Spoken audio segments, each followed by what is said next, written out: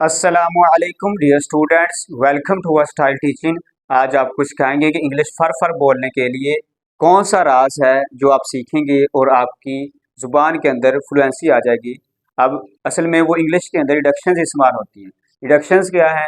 Reduction होती है जब दो अल्फाज मिलकर एक ही अल्फाज बना दें, दो वर्ड्स मिलकर एक ही वर्ड बना दें, उसको हम बोलेंगे रिडक्शन। सबसे पहले हमारे पास है वान टू। वान टू, अब इसको हम पढ़ेंगे वाना। क्या पढ़ेंगे? Wanna. I want to teach English, I wanna teach English, I wanna teach English. अब दूसरा है हमारे पास गोइंग टू, इसको पढ़ा जाएगा गोना। अगर तो ब्रिटिश वाला पढ़ेंगे तो फिर गोना, अगर अमेरिका वाला पढ़ेंगे तो फिर गाना।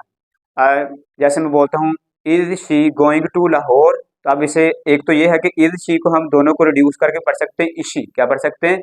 इशी। और गोइंग टू को गोना, इसी गोना लाहौर, इसी गाना लाहौर।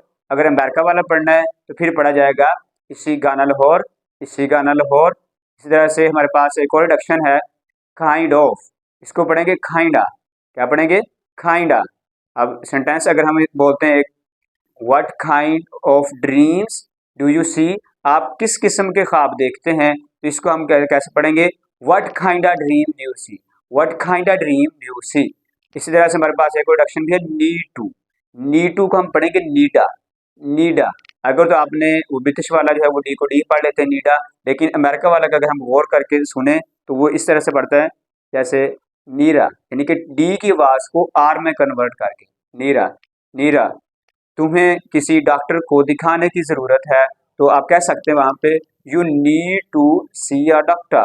तो फिर किस तरह से इसको बोलेंगे? You need a see a doctor, you need a see a doctor, you need a see a doctor. ऐसी और भी बहुत सारी रिडक्शन है। ऐसी रिडक्शन सीखने के लिए जुड़े रहिए व स्टाइल टीचिंग के साथ।